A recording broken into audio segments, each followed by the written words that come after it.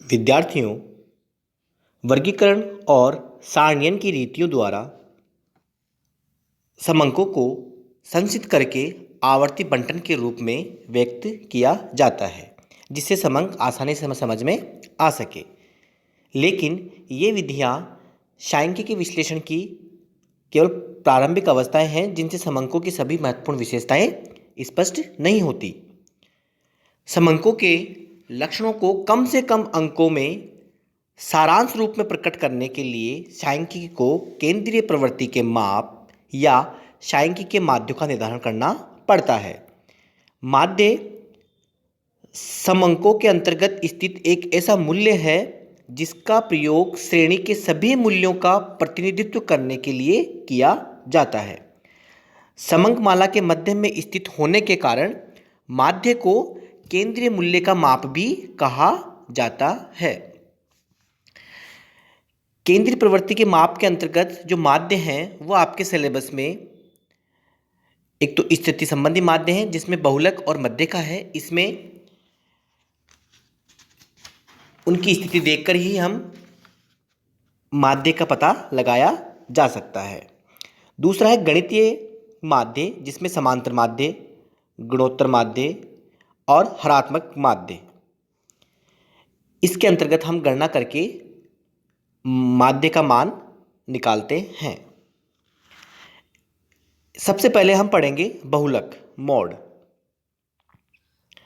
सांख्यिकी में बहुलक उस मूल्य को कहते हैं जो समंक माला में सबसे अधिक बार आता हो, अर्थात जिसकी सबसे अधिक आवृत्ति हो, उसे हम बहुलक कहते हैं।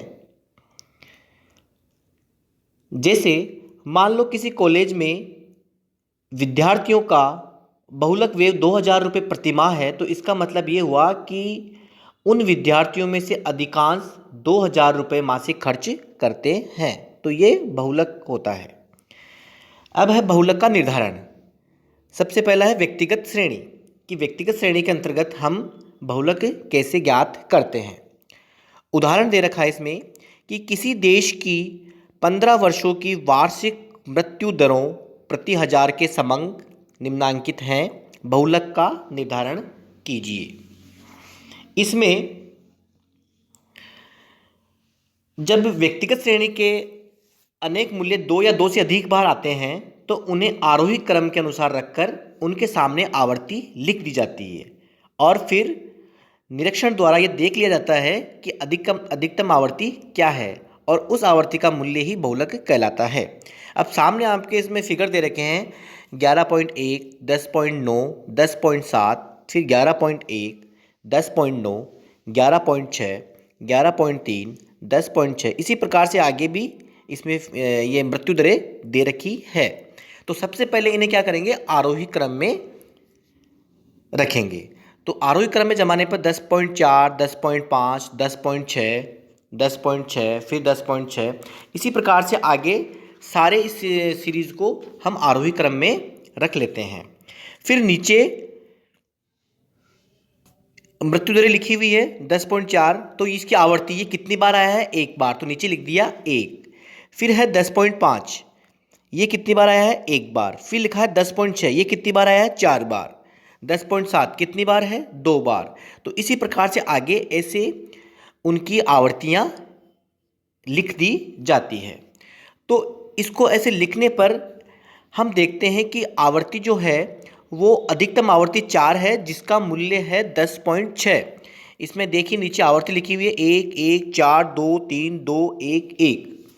तो इसके अंतर्गत अधिकतम आवर्ती 4 है, तो 4 है तो उसका जो मूल्य है वो है 10.6।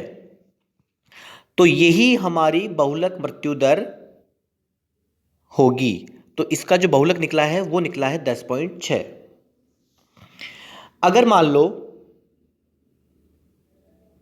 यदि 2 या 2 से अधिक मूल्यों की आवर्ती अधिकतम हो, तो बहुलक का निर्धारण करना कठिन हो जाता है। जैसे मान लो कि 4 वैल्यू है तो 4 आवर्तियां और भी हो सकती है। तो ऐसे समंक मालाएं द्विबहुलक या त्रिबहुलक या अनेक बहुलक वाली श्रेणियां कहलाती है। तो व्यक्तिगत श्रेणी के अंतर्गत हम बहुलक इस प्रकार से निकालते हैं।